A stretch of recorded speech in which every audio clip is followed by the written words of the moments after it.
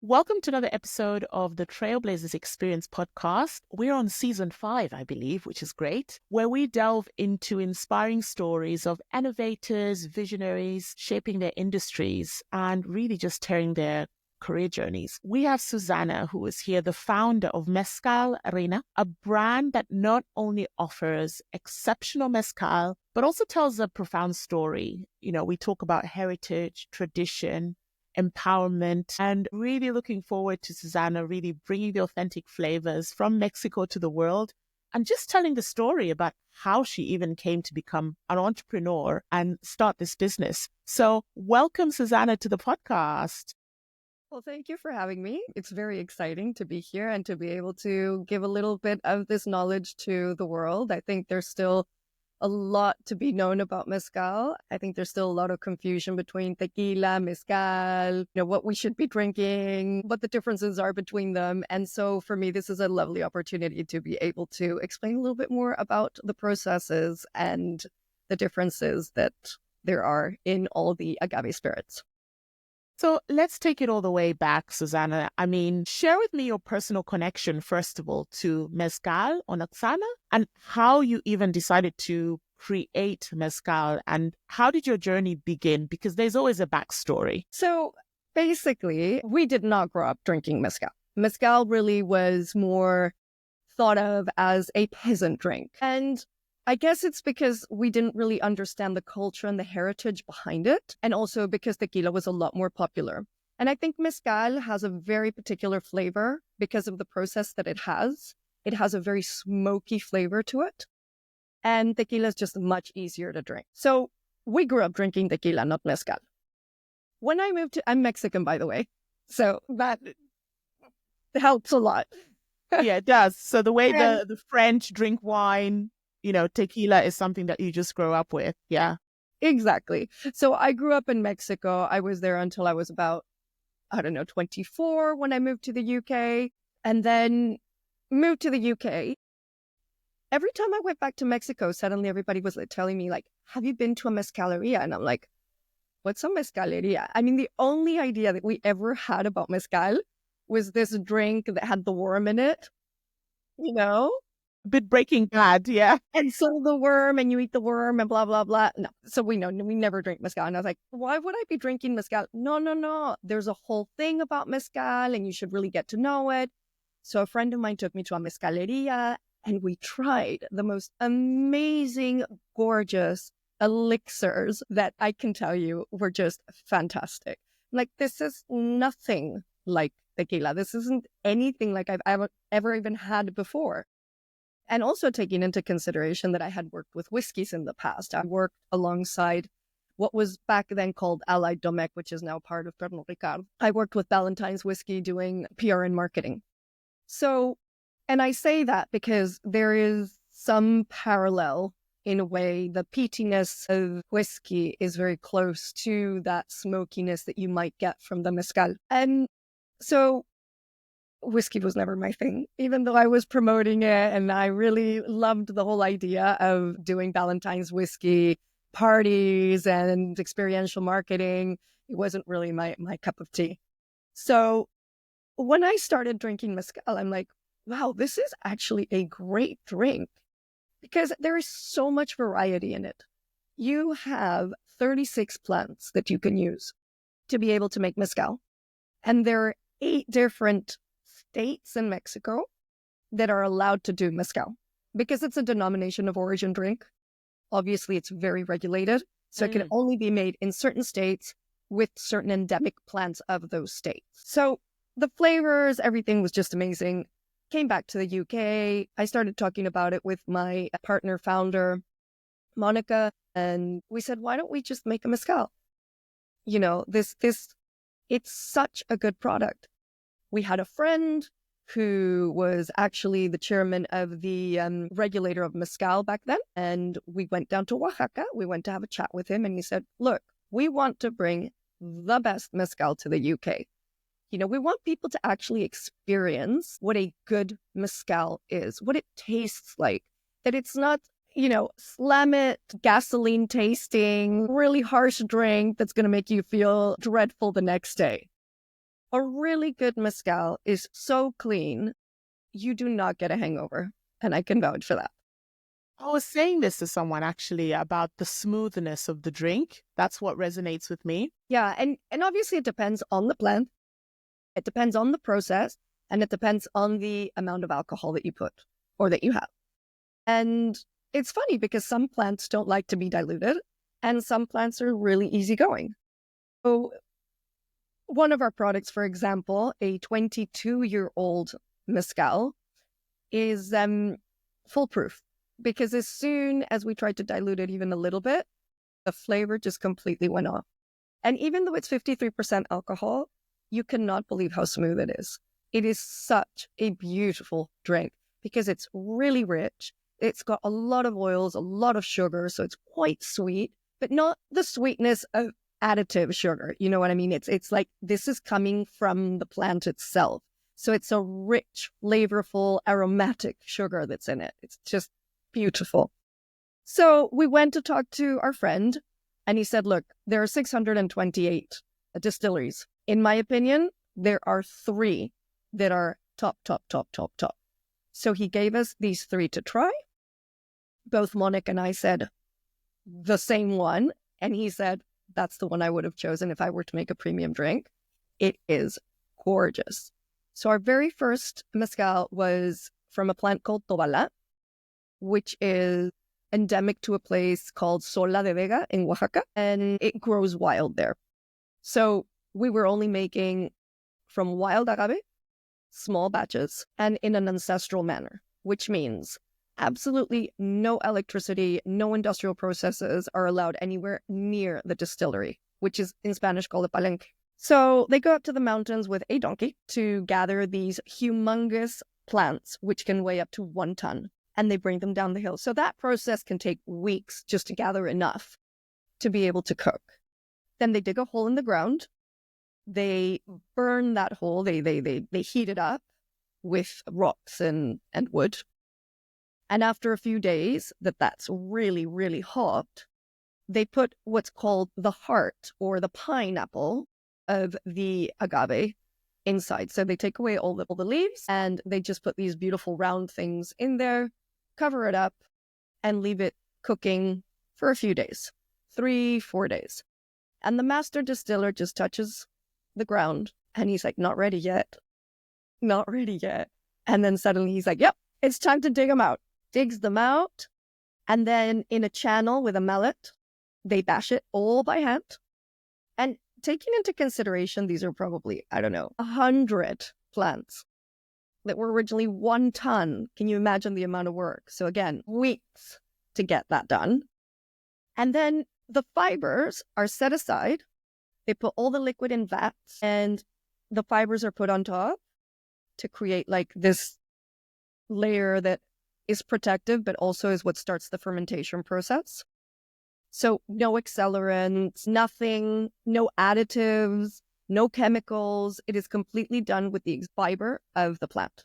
So then it starts fermenting. And what's really beautiful is that some palenques still have this tradition where they sing to the vats because they say that the vibration of the music is what is going to start helping create that fermentation process. And if you think about it, probably it does make sense, right? The vibration is creating more life and it's creating more bacteria. And that's what's helping, this liquid get fermented. And that is mainly the women, right? So in this particular case, it's a family in our distillery.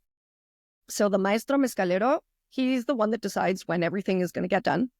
But then it's the wife that sings to the vat, sings to what we call the caldo, which is like the broth.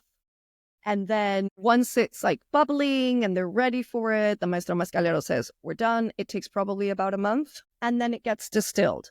Now, again, like I said, we're not allowed to use anything that has any industrial processes. So even the stills are handmade in clay. So we don't use copper stills.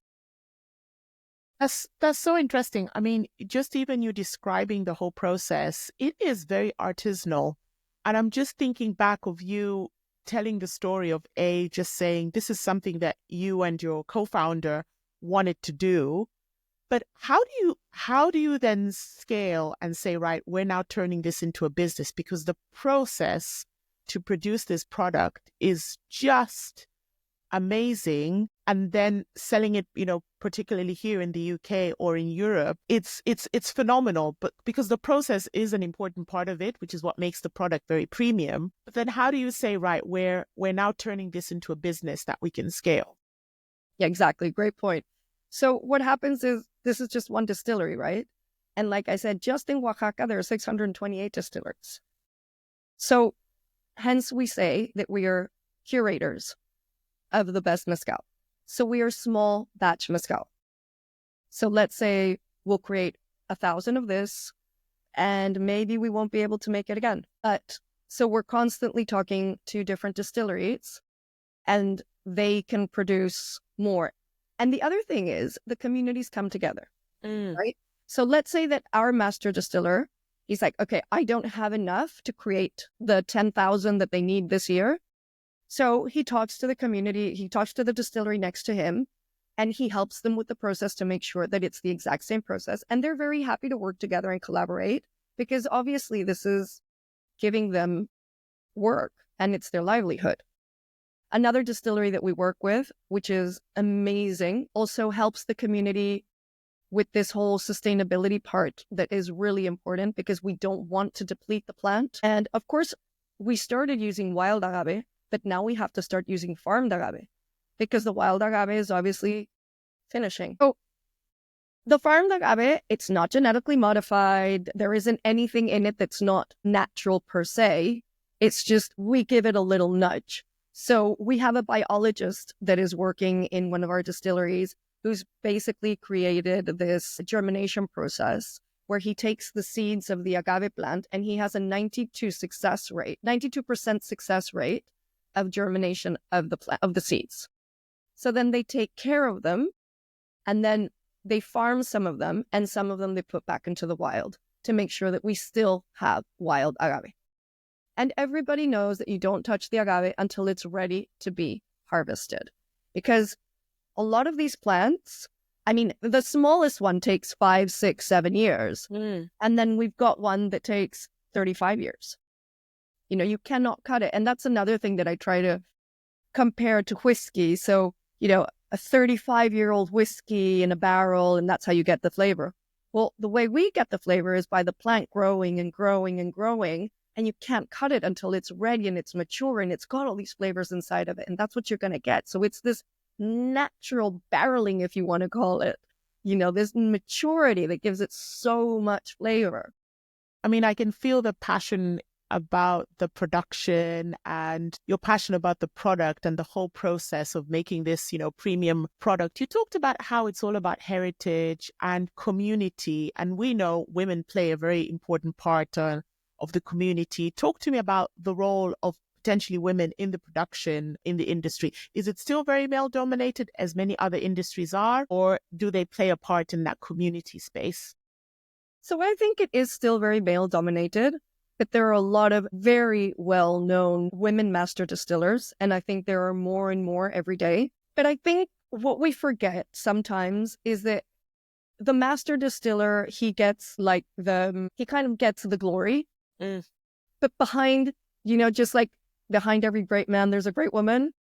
Behind every great master distiller, there are these amazing women that are the ones that are actually doing the distillation process. So they're the ones that are sitting there making sure that it all gets distilled. Or, for example, women are the ones that are doing all the administration processes. So everything that has to do with buying, selling, negotiating, I do it all with women. And it's really funny because, they're the ones that have the children, take them to school, homeschool the children sometimes because they live in very remote communities. So yeah, they're the ones that actually know the maths, that understand. And I know it sounds silly, but you have to remember these are people that they're in the middle of nowhere, right? So if I talk to my master distiller about numbers sometimes, he's like, No, talk to my daughter. I have no idea. I don't even want to get into it. And she is super bright and she is a shark. I mean, she's really hard to negotiate with. And I love that. And I think this part is a little bit kind of left to the side. Yet if it weren't for all of that, they wouldn't be growing as much as they're growing. Do you know what I mean? Like, Yeah. these are the women's that are out there networking, selling, getting it done. Also, the other part of it is what I was going to go to next is so that the soil doesn't get depleted. So now that we're farming, right? We're farming the mezcal. I mean, we're farming the agave plants. Like everything else, like with grapes, you have to rotate the soil, right? Otherwise, the soil gets depleted. And so then the plant doesn't have enough nutrients, etc. And so teaching the communities, and mostly to women, food staples that are going to help nourish the soil. So let's say you grow agave, you harvest it. Then the next stage, you have to grow corn, you harvest it. Then the next stage, you have to grow beans, you harvest it. And then the next stage, you have to grow squash and harvest it. And then you start again. So there's a lot of rotation going on. Yeah. There's a lot of rotation going on. And this is a lot down to the women, right? So this rotation of crops and getting everything ready, which is just amazing. And just in general, I think, women being there, they always have been. And it feels like there's sort of a sustainability element as well in terms of, I feel like environmental responsibility is crucial today, and everything you've described in terms of how the farming, the production, the rotation, the sourcing of the agave is really important. And I feel it also contributes to the story as well of the brand, of why it's so unique, why it's so special. Talk to me about the challenges that you've faced. You've nailed the fact that you are bringing a premium product into the landscape. Nailed the fact in terms of the storytelling and the community element and the people who are involved in Mexico, and the fact that there are a few distilleries, all controlled because it's a controlled industry as well. What challenges have you faced bringing the product to market? Do you want me to start? The list is top 3. I mean, I won't name them all, but there are so many. In the first place, it's alcohol. So let's just start with that. Bringing alcohol anywhere into the world is a challenge because it's very regulated. Then, of course, this is something that everybody's going to talk about, has talked about, and we're probably all sick of it. Our first batch was supposed to come 2020. And guess what happened then? COVID. So we got stuck for 2 years without being able to move anything because these communities were so terrified. They didn't understand what COVID was, and they just knew that it was like doomsday. They closed off every road. So for 2 years, good thing is, we still produced and we paid the distilleries. We didn't get any of our product. So we didn't launch actually until 2021. At the very end of it, when there was a little gap, that we were able to do something. And did you launch online? So who was your first customer then? Well, no, actually, it's a great story because, like I said, remember we had little windows where suddenly, okay, you can now meet at home with whoever you want. It doesn't have to be your bubble. We went all out and we had a house party of 250 people. Love it. And we were like, this is it. And because we couldn't have the product, we actually flew the product in on a plane. We were like, we don't care. We're not missing this opportunity. We've had enough. And you can imagine people hadn't been going out for such a long time. This party lasted till 6:00 in the morning. And he'll tell you what happened. The next day, we had people calling us saying, okay, I'm buying 3 bottles of that. I'm not hungover. I feel great.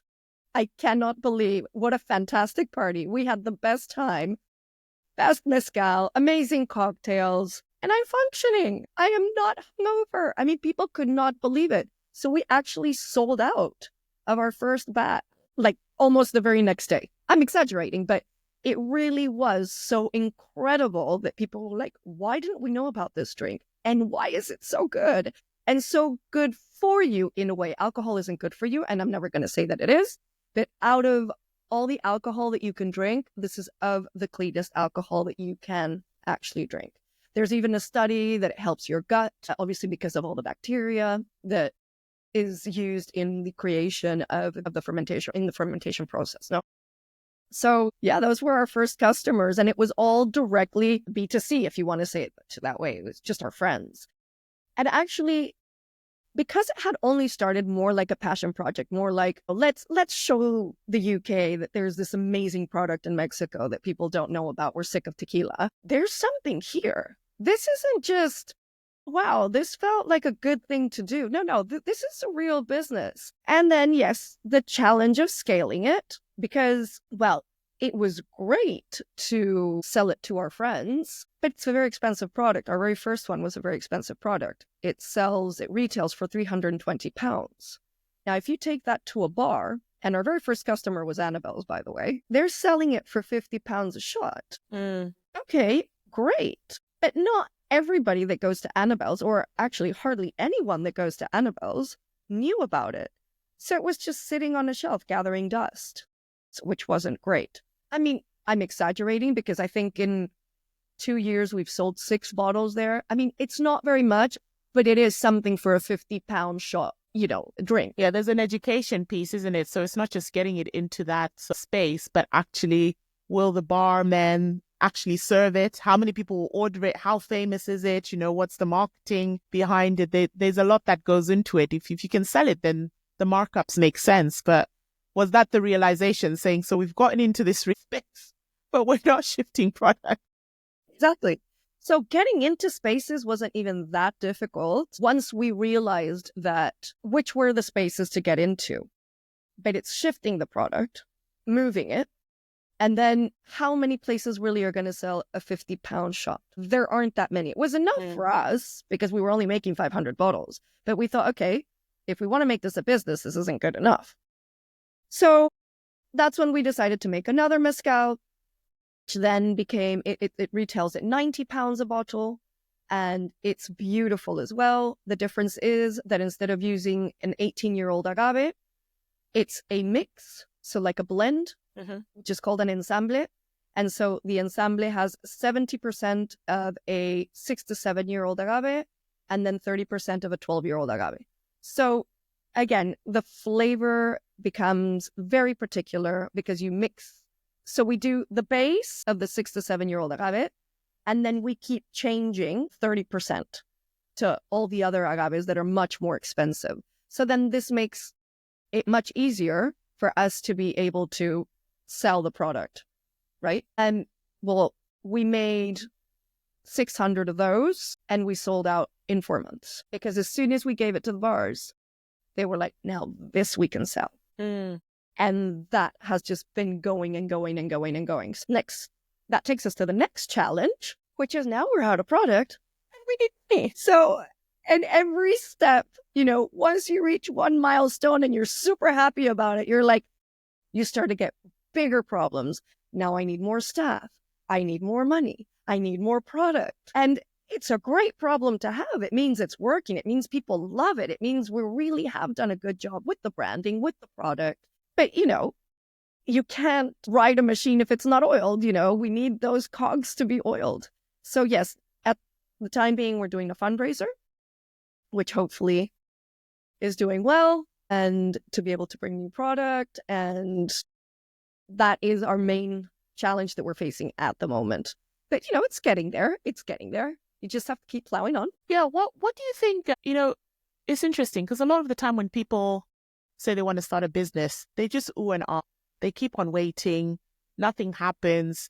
But it felt like you just decided, look, we're going to do this. We're starting. And product market fit was that party, the house party where everyone came and said, we love this product. And you're getting it into the places where it needs to be. And then you quickly pivoted to say, right, we also need an entry level product so that we can actually shift and sell and drive volume. But what is your background? What do you think has helped you along the way in terms of making these decisions? Because there must be something in you, apart from the marketing and working in whiskey, there must be something in the background that is helping you make these decisions along the way. Personally, yeah, I'm a single mom, and I put all my eggs in this basket, and I raise my children completely on my own. So I have a very big driver. I can't let this fail for me or for my children. And to be fair, for my partner and for my investors. I am very much invested in making this work because I am appreciative of the people that have believed in me. And I think it's very important to make sure that they know I'm giving it all my best. I think that's the main reason why people invest. I think they're not just investing in the brand, they're investing in the people behind it. How do you combat or deal with adversity? How do you deal with running out of supply? How do you change the branding? How do you keep on making decisions? How do you work with your distilleries and the community? A lot of it, when I'm seeing, is why people invest is really not just in the product and the brand, but it's the people behind it as well. And I was reading a recent article about there's been a surge really in artisanal and craft spirits. People are genuinely interested in not just buying the big brands. They actually want something special. And what do you think is driving this trend, and how is Mezcal positioning itself within this movement, which I think is still ongoing? Yeah, I think there are two things. I think one, people finally understand that this is real luxury. To have something that is from the earth, it's not industrialized, it's completely handmade. There's a lot of heart. You feel the heart. And every sip is someone's sweat, without that sounding kind of, but there's so much hard work. And I think people actually are starting to appreciate that. And people are going back to, you don't want your 5,000-pound bag to be made in a sweatshop somewhere. You want something to be really made by hand. And then the other thing is, what I was saying before, is the health aspect. Because by not having any additives, by not having any sugar, by not having any chemicals, by not being a genetically modified plant, if you're going to drink something, drink clean. Like I said, I'm not saying that alcohol is healthy, and I want to make that very clear. But if you're going to drink, it's a really good thing to have. And also, we promote it to be sipped, to enjoy it, to take your time, and of course, have fun with it. But in general, it's such a delicious thing. And when you understand how much hard work has gone into it, you're not going to do this, right? We were actually just nominated for the Positive Luxury Awards, for the Positive Luxury Drinks Awards. We love that. We're in the finalists. So we're really happy about that. And it's precisely that, because the sustainability element as well is super important. We don't have a super ultra fancy bottle that is not recyclable. We don't have packaging that makes it look spectacular and I'm going to buy it because that looks so amazing. No, you're buying it because of what's inside. And we do actually have, I don't know if you've seen the bottle, but it's a very simple bottle where we recommend you reuse it to put water in to serve at the table, or, use it for other things. I'm just going to show it to our audience who's listening, because it's just amazing just to see. It's a nice bottle to have in your house, I think, in terms of the shape, isn't it, as well? And you've done that on purpose, haven't you? Yes, we wanted to make it functional. We even use it as vases, and it looks really pretty. I love that. That's a really great idea as well. Yeah. So I think there's a lot behind really trying to understand that we need to be very conscious. And I think people are being very conscious about what they're putting in their bodies and also how it's affecting the environment. So for the time being, we locally source the bottles. They're made in Mexico. The labels are made in Mexico. We try everything to be done in Mexico. And then that way we only have one shipment. We consolidate shipment, and actually, like, another part of the business that we created was to have brands come in. So we're importers. Mm-hmm. So I actually got an importing license so that I could have other agave plants come into my container, so I wouldn't be the only one in my container, and also lower the carbon footprint. That's a very good way of that's one thing about, you've talked about the environmental aspect, sustainability, but you're living and breathing it as well, isn't it? Is how can we make the best of a shipment coming through, because it's very expensive as well. So bringing other products as well, that makes complete sense. Yeah, and also obviously that helps us with our costs. because we're sharing the costs. So it makes sense business-wise, and it makes sense environmentally wise. So, it was just kind of like a very organic step to take. A no-brainer. Yeah. And beyond the bottle, which we've talked about, what experiences are you doing then to engage with customers? You talked about how in the beginning it was the big house party. Are you tasting events, culture events, providing educational content? How are you engaging with your consumer offline as well? Yeah. So going back to challenges is educating, right? And it's very important to understand who our consumer is and how we can educate it without being condescending, by the way, because this is not supposed to be in any way like you don't know what it is. No, it's more like we would love you to understand what you're drinking, And so I think what we started to do, yes, was support cultural events, because I think people that have a love for art will maybe be more interested in the backstory of it to start with. And then that branches onto other people that are just going to like it for its taste, which is also absolutely fine. And then, so we did a lot with Freeze membership. We've done things with Christie's, with the Hayward Gallery. We've done gallery openings. We've supported artists. Actually, in one of the labels, the one that looks a little bit more intricate in the almost 500-pound Mezcal, it was a collaboration with a Oaxacan artist called Sabino Gisu. So basically, you have a piece of art on the bottle. That's amazing. Which is great, which is really lovely. And again, that's supporting as well the artist, right? So it was a really nice collaboration that we had with him. We flew him over. We had a little exhibit with him, and it was great, and people loved it. So that's the more romantic side of it. That's where that experiential marketing is really fun and engaging, but that's not going to grow the business, right? Now we're going into real marketing, PR marketing, marketing firm, people doing our SEO, because now we're at that point, now we're at a point where we need to scale and get the consumers to scale the business, to consume, buy at bars, know where to buy it. We sell at Selfridges, we sell at Master of Malt. We need people to go there and buy it and try it and want it. Yeah, and I love the fact that you've got a D2C presence, because, it's one of those things, isn't it? You Google the product and for your first instinct is how quickly can I get it and where? And if you are near one of those establishments where you're selling it, I can walk into the store, but I can also order it online, which is brilliant. Yeah, too. Exactly. Yeah, no, very important. You've talked about your personal life. And I always feel there's always a connection between your personal and professional. How have you grown through your work and being a founder of Mezcalina? What has been your most significant learning? You've talked about the challenges, but how have you grown in both instances? One of the most important things that I've learned being a CEO is to listen to people. It sounds silly. That's a very big lesson, isn't it? Yeah, as a leader. Yeah. It's like, oh yeah, I'm the leader. I know what I'm doing. Actually, not always. And it's really important to take on board. Look, not everybody knows what they're talking about, but everybody has something to give. And there's always a takeaway in every conversation. So I've learned to talk less and listen more. And that helps me in my personal life a lot too. Because not talking over people and actually listening to them and giving them their time as well is really important with my children as well.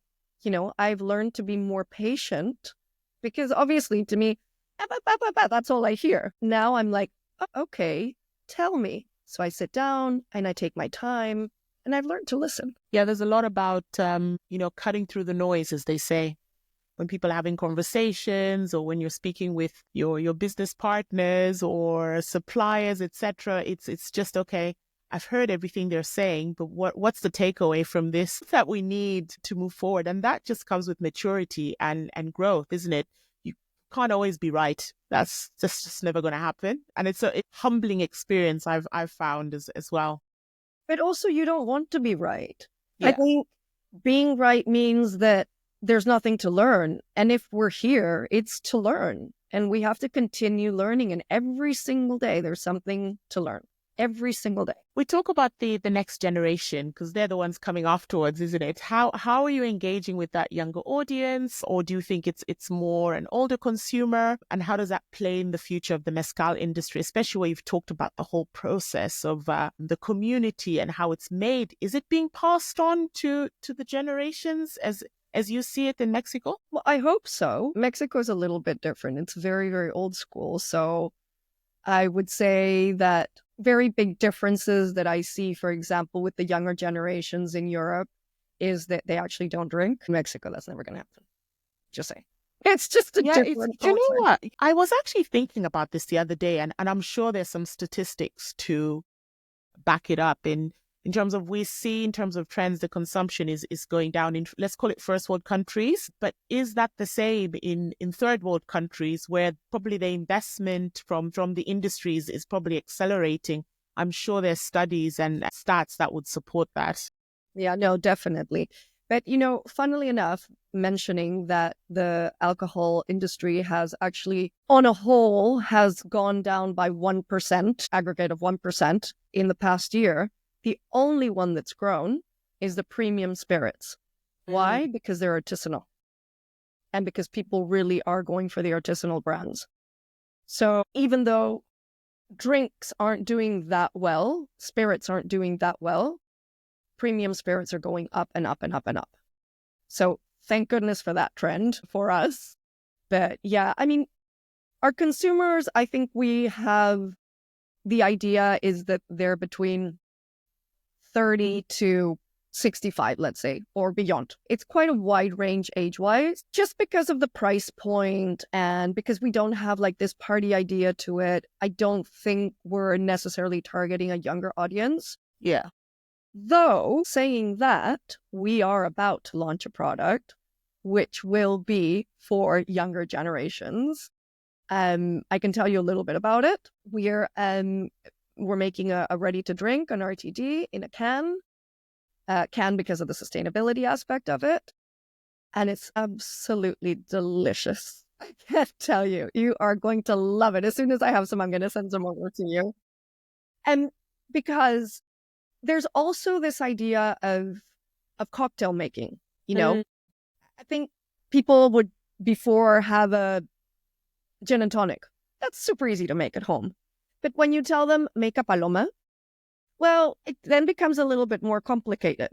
So having really premium, really nice tasting products in a can, not the 3-pound one that we all know that's in the shelves in all the supermarkets that, I mean, there's nothing wrong with it, but that's not taking it home and being able to serve yourself a really nice cocktail.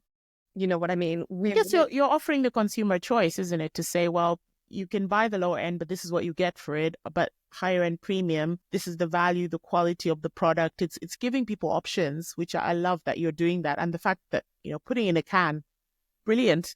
Well, because also we want to make it so that you can take it to all these amazing festivals. It's safe. Obviously, it's better for the environment. And it's a serving size. It's the exact same size that you want to put in a glass, which is what they would give you in a bar. And, for the summer, it's fantastic. Go to the park, take a couple of cans, and it's so nice and refreshing. So, yeah, I think that's going to be really nice. I think it's a really great product that we're going to bring out. And even some pubs, they don't necessarily have mixologists on hand. They're too busy. They're serving draft beer and there's nothing wrong with that. All I'm saying is that's fantastic for us because now they can actually offer a premium cocktail. You're meeting the consumer where they are, isn't it? And I love the fact that at each stage of you telling the story of your business, you've just said, right, this is the challenge we're having now. How do we now innovate and move on to the next hurdle? How do we meet our consumer where they need to be? You're not staying stagnant, which is brilliant, especially as you're growing your business. And I feel like you can be agile with that in terms of the size and scale. It allows you to have that flexibility to make these decisions. Yeah, well, my background is creative, actually. So that I think might be helpful. You need to be creative. You can't just be crunching numbers and think, well, this is, obviously, there has to be a balance to it.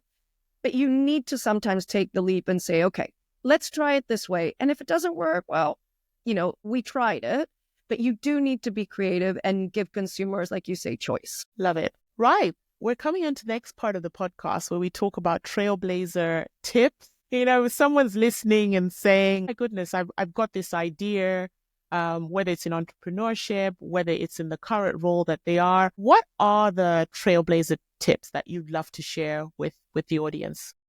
Well, I think I touched on it before, but I think it's really important to never give up. Things get really tough. Of course, they're going to get tough, but that's life. And I think we all know that. The universe keeps sending us curveballs all the time, whether they're external or internal, whether it's in your personal life or whether it's a pandemic. And you just wake up, be grateful, say this is a new day. How are we going to tackle it? And we're not going to give up. I think a lot of people say it, and maybe it's a cliche, but being grateful and just waking up every day saying, thank you for a new opportunity to make something better, to make my life better, to make the business better. I have another chance today to do something different and that's amazing. And just don't give up. Don't give up. Don't let the hurdles in life stop you, because you're always going to have them. And I don't want it to sound like a cliche, but it really is important to convince yourself that there is a way to jump that hurdle. And I think the other thing is stick to your guns. So when I said you have to learn to listen, take in information, yes, for sure. It's very important. But when you have an idea, you have to keep to that core idea that you started with.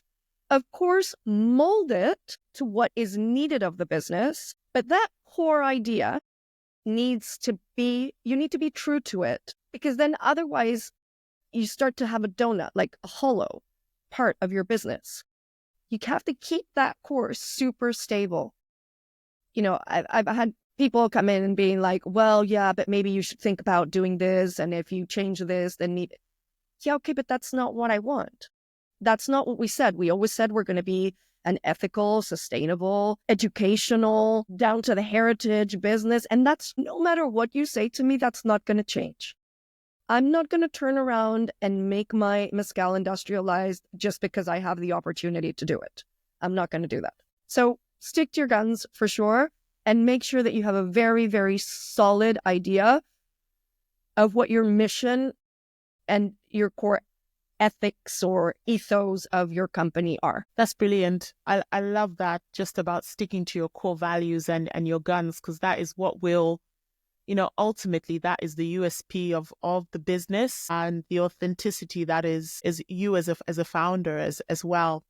Susana, thank you so much for sharing your inspiring journey and, incredible around Mezcal, Reina. It's been a pleasure having you on the show. I think before we wrap up, can you tell the listeners how they can learn more about the product, how they can connect with you? Yes, of course. Well, we're on Instagram, and we're very active on Instagram. So please do send us any messages, connect with us. Yep, that's us. We are also, obviously, we have our website. You can connect. I'm on LinkedIn, Susana Franyutti, Mezcal CEO. Please feel free to contact me. And we're constantly doing like master classes, which if you sign up to our newsletter, we can send you information on master classes and things that we're going to be doing to learn a little bit more about mezcal, or go to tastings, or be invited to tastings, or be part of these tastings. So, I mean, that's pretty much how you can get through to us. And amazing. That's been brilliant. Thank you so much for giving me the opportunity to actually talk about this amazing, passionate project of mine. It has been really lovely to be able to express all of this to you. And yeah, thank you. Thank you so much. I mean, I can just say the same. Thank you so much for joining us on the podcast. I'm always learning. And I think our viewers are always learning as well about the different areas, different entrepreneurs that are out there. And just, how, to your point, every day is a new opportunity to do something great, whether it's in your personal, professional life, and really just hearing the story. I've learned a lot about Mezcal. I think you're always learning. And yeah, I'll definitely be looking forward to the comments and what people be saying about it. So thank you for joining us all on the Trailblazers Experience podcast. Until then, Keep exploring, embracing your experiences. You know where to find us. Please follow, share, like. And this has been your host. Thank you so much. Thank you.